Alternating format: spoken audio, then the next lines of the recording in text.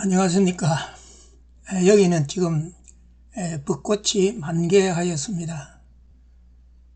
꽃이 피는 것은 열매를 위함이며 핀 꽃이 져야 열매가 맺히는 것입니다. 오늘 강의 시작하겠습니다. 오늘은 세상 천지에 이러한 나라가 또 있단 말입니까? 대한민국 제22대 국회의원 선거일이 4월 10일로 3일 앞으로 다가왔습니다. 지금 선거운동의 나라가 시끌벅적합니다. 출마한 후보들이나 소속 정당은 사활이 걸린 것처럼 선거운동을 하고 있습니다. 국회는 자유민주국가인 우리나라에서 입법기관으로 운영하고 있으나 우리나라 국회의원들은 국민들에게 불신임 1순위임을 부인할 수 없을 것입니다.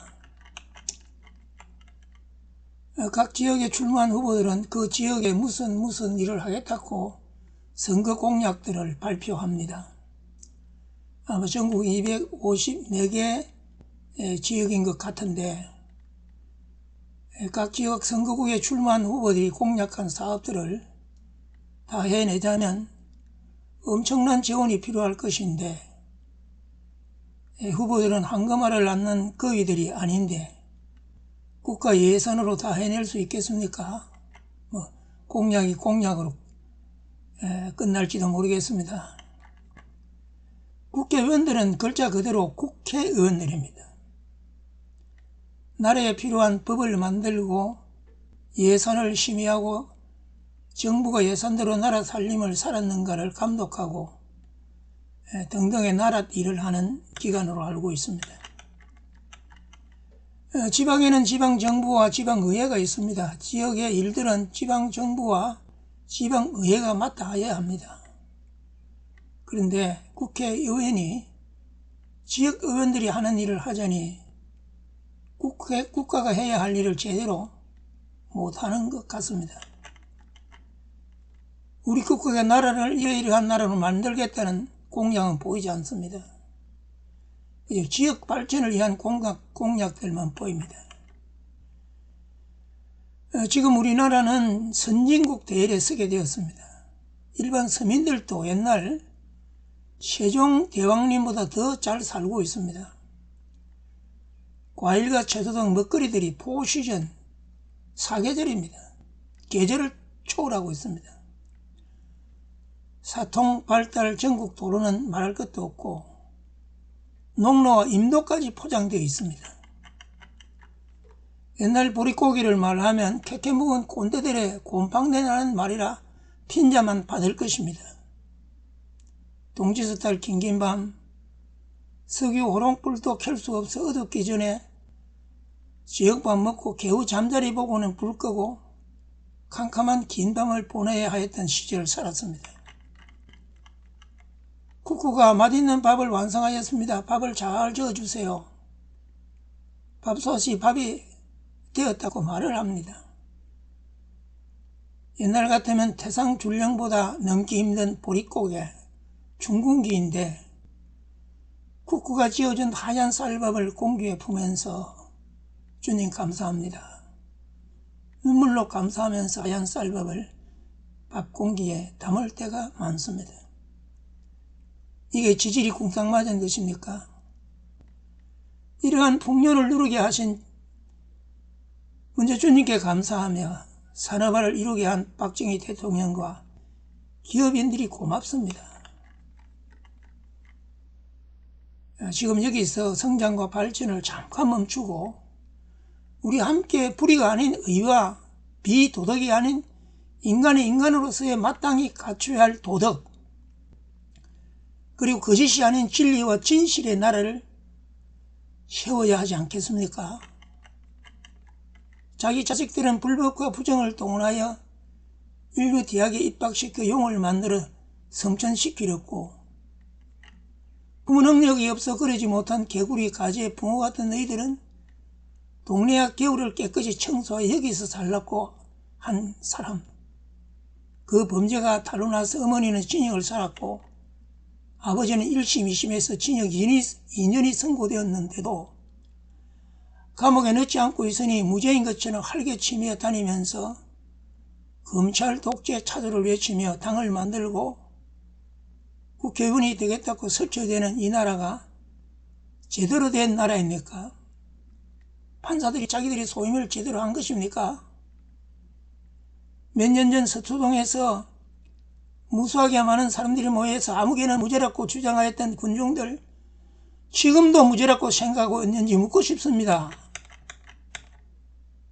그때 그렇게 주장한 어떤 저명한 작가는 얼마 전 자신이 잘못되었다고 참여하는 것을 들었습니다.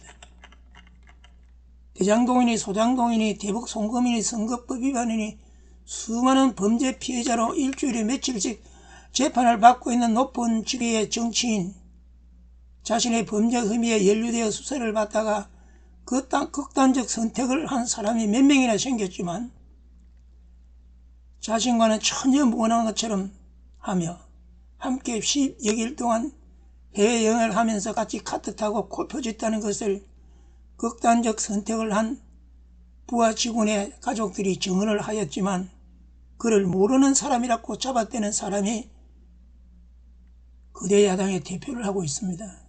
이게 제대로 된 나라입니까? 사과와 볏값이 비싼 것이 왜 대통령 탓입니까?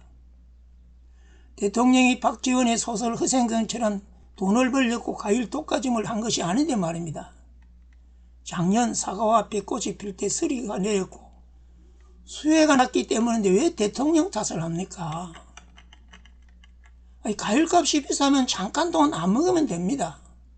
금년, 가을, 풍년이 될 때를 기다리면 됩니다. 몇 개일 과일 안 먹었다고 사는데 지장 없습니다. 원래 대파값이 비싸면 농민들이 많이 심을 것입니다. 농산물 값은 풍작이 되면 폭락이 됩니다.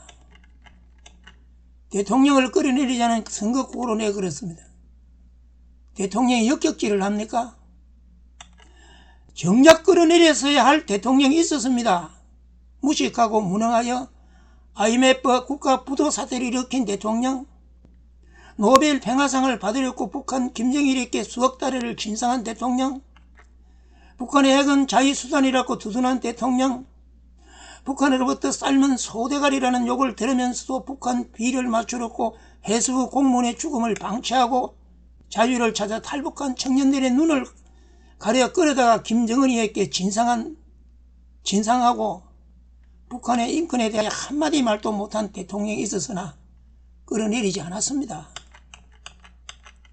이제 성장은 잠깐 멈추고 먼저 도덕을 회복시키고 공의와 사회정의와 진리를 바로 세워서 거짓과 술수 꼼석 없는 정체기를 만들고 공의와 정의와 도덕과 진리가 지배하는 사회와 국가로 세워서 다음 세대들이 진리와 정의로운 나라에서 사람으로서 마땅히 사람답게 살게 해야 하지 않겠습니까? 로마서 15장 1절에 우리 강한 자가 마땅히 연약한 자의 약점을 담당하고 자기를 기쁘게 하지 아니할 것이라. 의사들은 강한 자들이기에 질병의 고통과 죽음의 불안과 싸우는 환자들의 연약한 것을 담당한다면 얼마나 귀한 일입니까? 아모스 5장 24절에 오직 정의를 물같이 공의를 마르지 않는 강같이 흐르게 할지어다.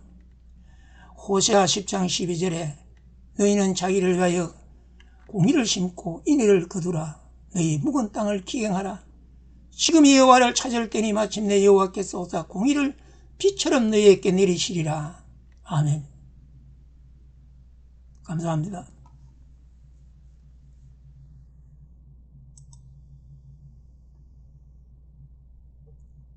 평안한 한 주간 되기를 주님의 이름으로 축복합니다. 감사합니다.